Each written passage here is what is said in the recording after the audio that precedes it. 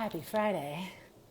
Happy Friday. We are here doing another live. Oh my God, my second for the week.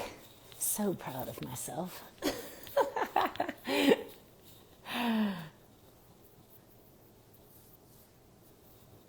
I got a little something to share with you guys. I have a very special guest coming on with me.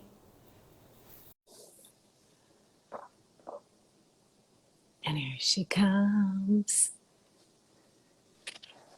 Oh my God, Hello. hi. We did it. It's always such a miracle. Yeah. Especially for me, because sometimes I'm technologically challenged. So, hi. Oh my God. Hi, beauty. Hi, Les. How are you? I'm so good. I feel like we're going to want to do this for all our Fridays or many times in the future because all of our peeps get to experience now is how much I love to talk to Lisa Raja. I get to do it in private weekly because we work together. Yeah. She is doing some amazing work with me.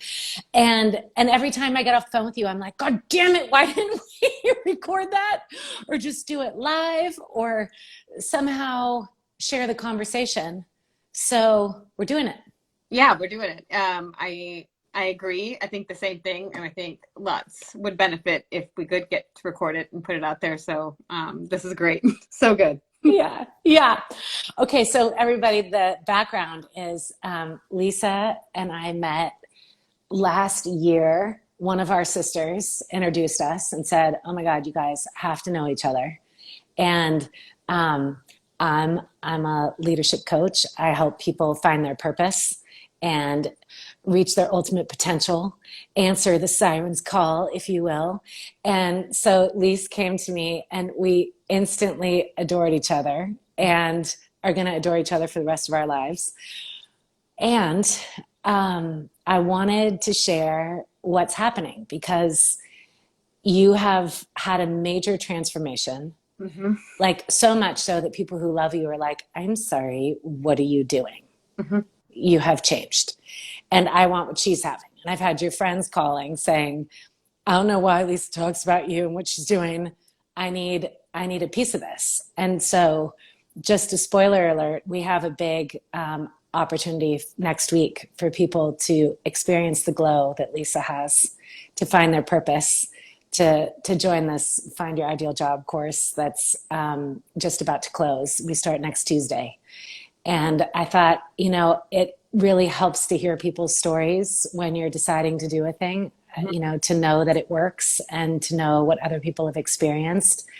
So I wanted maybe, Lise, for you to share like where you were in the struggle of like not knowing how to find work that you love, that you're doing a job that's draining you and doesn't feel great. And at the worst for some people really causes damage to people's lives and their well-being. But for you, you came to say like, I deserve to do something more. I deserve to do the work that I think I was born to do. And I don't know how, but somebody told me that I should talk to you, and we figured it out. Yeah.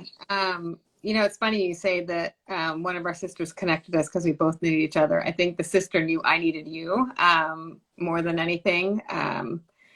It's funny when I think you know it too. The first conversation we had, when we kind of did that first check-in, I was like gloom and doom, and I was like on my knees, and I knew I needed help, but I didn't know what that meant. I was ready to do the work, but I just knew I needed to shift it. I needed help. I couldn't do it by myself, and Yeah. I mean, I'd be lying if I said the last, I don't know, I guess it's been a couple of months now, have been transformative. I worked at a place that I loved in many ways, and but I don't think it aligned with what I needed to be doing or where I felt self-worth or appreciation. And it was time to get off that hamster wheel, but I wasn't brave enough. Mm. I didn't know where I was leaping to. I was scared. And as much as I at times think I'm a confident person, I think, sometimes you become a circumstance or a victim of your circumstance, so to speak. And I don't consider myself that, but it's all the things. It's like, oh, I need to contribute to the mortgage, and I don't want to disappoint my family, and will my husband think less of me? And what's next? And that's nerve-wracking too. And it was such a gift to be in your presence where there was just so much light and love. But at that moment, you didn't know me. So you could pull things out of me that someone who did love me or did need something from me may have said something different. It was the first time I had talked to someone who was completely team me without wanting something back, right? Without an exchange of like, hey, this might affect our this. It was completely me. So for a moment, that weekly meeting where I could just be me and someone received that and was filling my bucket, which is usually empty.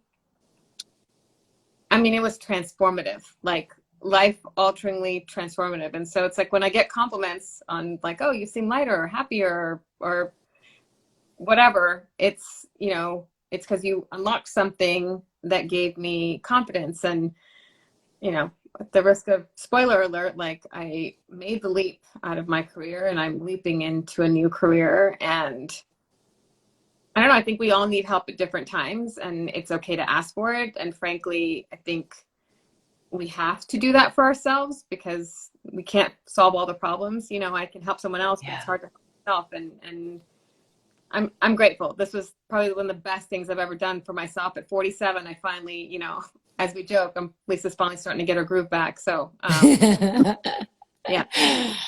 I mean, I think this is the thing that I need you and the story of you to be heard far and wide, because I think so many people are stuck, especially now. I mean, just heard that 12,000 people were laid off at Google. Yeah.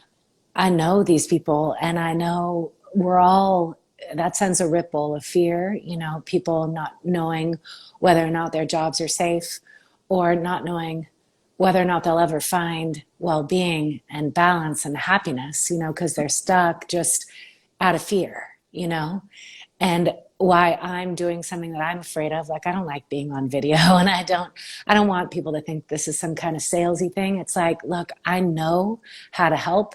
I know you are now squarely put on your path to help others. You being in your gifts that only you have, that only Lisa Raja can do a thing, which is, by the way, to help women and help women of color advocate for themselves, to help women leaders be in their power.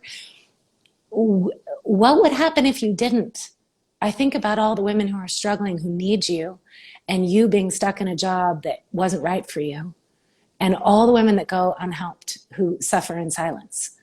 We are at such a pivotal moment, I think, in the world where we are all needed, and we need not only to live our greatest lives, because if COVID taught us anything, life is short and precious, and our health is everything, and we shouldn't waste a moment.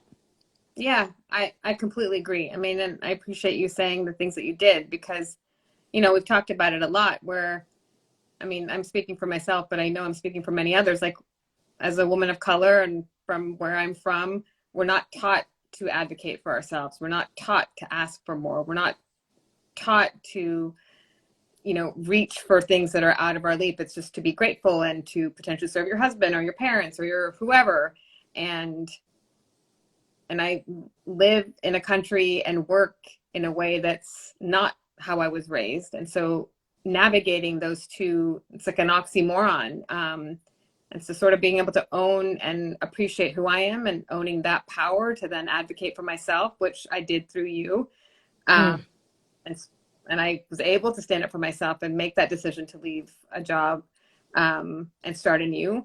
It's where the light comes from, or the happiness comes from. So yeah, I mean, I think I understand that for other women of color, and want to be that sort of beacon of hope or light in some shape or form, to help them own their power so that they can also advocate for themselves, to teach them how to consistently and continually advocate for themselves, because, it's time. It's time. Yeah. It's time. And I just think, for all the ripple effect that you've caused, that your marriage gets better, your children are happier seeing their mama do what she's here to do, that your 90-year-old self at the end of your life is going to look back and say, like, I faced the fear, I did the hard thing, and actually Wish I did it sooner. You know, it wasn't as hard as I thought. I think that what we know now is when we have each other and we hold hands and somebody else shows us the way that we haven't gone before, it's just not as hard as we thought. And what women, because you and I both work with so many, I think I work with like 95% women and some really great men, you know, that we think that in order to make a leap or do a thing that we have to have 100% of the skills, that we have to have credentials, permission slips, papers to prove that we can do a thing. Mm-hmm. But what I know is that you were encoded, you were born with the gifts that you're bringing now, that you can continue to learn and get all the credentials and papers you want, but not because you aren't already capable, not because you don't already have the natural talent to do a thing. I think we come in preloaded with desires and talents, Mm-hmm. and you have them. And to have somebody, one person, believe in you and say, oh, hell yes, you can do that. And here's some action steps to just get the ball rolling, get the magic happening. You know, the magic that comes out of this when you finally say yes is what I want people to know is we're not in charge of the how. We're not in charge of exactly how it all unfolds. Like you kept saying, Sri, how? I need a plan, Yeah. you know? And we were like, okay, your job is to know what. And some people come and they don't know what. We find the what because it's all up in you. You were born with it. We just have to find it.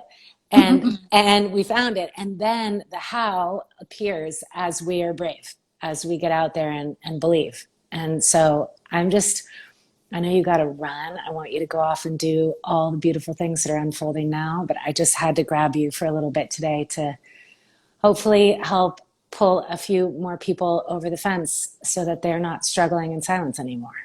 Well, I mean, for anyone who's listening and anyone that I could reach and could share, you know, not just a coach, but you working with you and having someone like you see something in someone like me to spark whatever my next adventure is, like it's a gift. I'm lucky to have been introduced to you and to call you a lifelong friend now. And I think more people need to do this. More people need to work with you. And, you know, I'm forever grateful to you. Forever grateful. Oh my gosh. I love you. And I'm so out of my comfort zone in doing this, but I'm doing it for all the people who are struggling in the same way I'm asking you to do it, you know, that we really need to root down in something this year that would give us some certainty in all the uncertainty. And I think that's finding your purpose. I think it's knowing what you're made of and going for it. And Tuesday, we start the Ideal Job course. So this is just to say, if anybody feels like, man, I want some of that, just DM me and I'll get you all squared away. Or, you know, you can go to the website and check out the Find Your Ideal Job course and see if it's for you. I swear, Happy weekend. happy weekend. It's the best thing you'll do for yourself. I strongly suggest it. Aw, thanks, lady. All right, I love you. Everybody have a great weekend. Bye. Bye.